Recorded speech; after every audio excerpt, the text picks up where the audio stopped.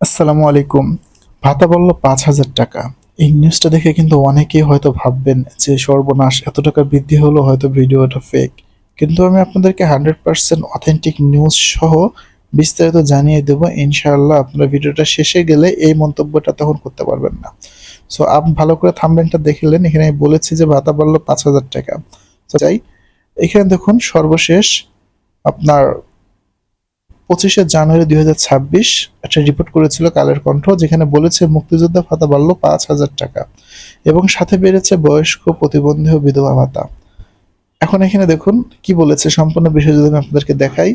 এখানে সম্পূর্ণের মধ্যে রয়েছে অর্থ মন্ত্রণালয়ের সামাজিক নিরাপত্তা কর্মসূচি সংক্রান্ত উপদেশ পরিষদ কমিটির ৩২তম সভা অনুষ্ঠিত হয়েছে। এই সময় মন্ত্রণালয়ের আওতাধীন খেতাবপ্রাপ্ত মুক্তিযোদ্ধা শহীদ পরিবারকে মাসিক ভাতার হার ৫,০০০ টাকা বাড়ানো হয়েছে এবং মুক্তিযোদ্ধা পরিবারের আগে ভাতা পেত ২০,০০০ টাকা।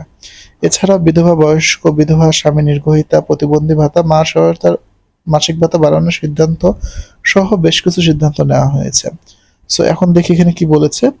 এতে করে আগামী ২৬-২৭ অর্থবছরে সামাজিক নিরাপত্তা কর্মসূচি সংক্রান্ত কার্যপরিধিভুক্ত মোট ১৫টি সামাজিক নিরাপত্তা কর্মসূচি, উপকারভোগীর সংখ্যা, ভাতার হার নির্ধারণ হয়েছে।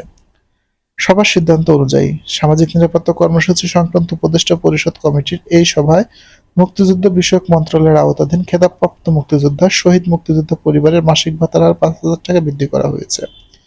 মুক্তিযুদ্ধ বিষয়ক মন্ত্রণালয়ের আওতাধীন জুলাই গণঅভ্যুত্থানে শহীদ পরিবার আহতদের মাসিক সম্মানী ভাতা, মৎস্য প্রাণী সম্পদ মন্ত্রণালয়ের আওতাধীন ভিজিএফ কার্যক্রমকে সামাজিক নিরাপত্তা কর্মসূচি সমূহ কার্যভুক্ত করার সুপারিশ করা হয়েছে।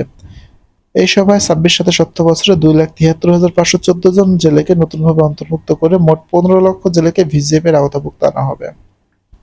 এবার সমাজ সেবা কল্যাণ মন্ত্রণালয়ের আওতাভুক্ত নিউজ।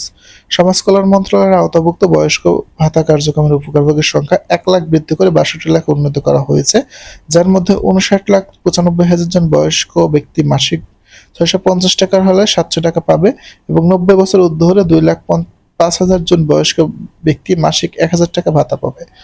এছাড়া সমাজ কল্যাণ মন্ত্রণালয়ের আওতায় ২৯ লাখ বিধবা, স্বামী নির্গোহিতার মধ্যে ২৮,৭৫,০০০ জনকে ৬৫০ টাকার স্থলে ৭০০ টাকা দেওয়া হবে এবং ৯০ বছরের ঊর্ধ্বে ২৫,০০০ বিধবা, স্বামী নির্গোহিতাকে মাসিক ১,০০০ টাকা দেওয়া হবে।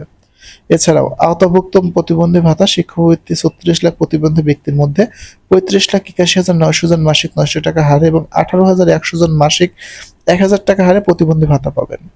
চলতি অর্থবছরে ৩৪,৫০,০০০ প্রতিবন্ধী ব্যক্তিকে ভাতা পাচ্ছে। অন্যদিকে প্রতিবন্ধী শিক্ষার্থীদের মাসিক ভাতার হার ৫০ টাকা করে বৃদ্ধি করা হয়েছে। সমাজ কল্যাণ মন্ত্রণালয়ের অনগ্রসর জনগোষ্ঠীর জীবনমান উন্নয়ন কার্যক্রমে ৭,০০০ জন বৃদ্ধি করে মোট ২,২৮,৩৮৯ জন উন্নত করা হয়েছে। এছাড়া অন্যদিকে অনগ্রসর শিক্ষার্থীদের মেধা প্রাপ্ত শিক্ষার্থীদের ৩,১৯৮ জন বৃদ্ধি করে মোট ৪৫,৩৩৮ জনে উন্নত করা হয়েছে। এরপরেও সমাজ কল্যাণ মন্ত্রণালয়ের আওতাভুক্ত cancer, kidney, liver cirrhosis, stroke, paralyse, হৃদরোগ এবং থ্যালাসেমিয়া আক্রান্ত রোগীদের আর্থিক সহায়তা উপকারভোগীর সংখ্যা ৫,০০০ বৃদ্ধি করে ৬৫,০০০ জনে উন্নত করা হয়েছে এবং এককালীন চিকিৎসা সহায়তা ভাতা ৫০ টাকার স্থলে ১,০০,০০০ টাকায় উন্নীত করা হয়েছে। এবং এখানে মহিলা বিষয়ক মন্ত্রণালয়ের আওতাভুক্ত মা ও শিশু সহায়তা কর্মসূচির আওতা ভাতার সংখ্যা বৃদ্ধি করা হয়েছে, যা আগে ছিল ১,২৪,০০০, এখন ১৮,৯৫,০০০ জনে উন্নত করা হয়েছে এবং বৃদ্ধি হয়েছে ১,২৪,০০০ জন এবং মাসিক ভাতা ৮৫০ টাকা করা হয়েছে। এই ছিল মোটামুটি। আপনারা হয়তো অনেকে ভুল বুঝতে পারেন থাম্বনেলটা দেখে, তবে ভিডিও যারা শেষ পর্যন্ত দেখলেন, আই হোপ ভিডিওটা ক্লিয়ারলি বুঝতে পেরেছেন আমি কি বোঝাতে চেয়েছি এবং কোন ভাতার টাকা এবং কোন ভাতার টাকা বৃদ্ধি পেয়েছে। That's it. ধন্যবাদ সবাইকে। ইনশাল্লাহ পরবর্তী ভিডিও দেখার অনুরোধ রইল। আর অবশ্যই কেউ বাজে মন্তব্য করবেন না, কারণ ভিডিওটা দেখবেন, বুঝলেন, তারপরে কথা বলবেন। ধন্যবাদ সবাইকে।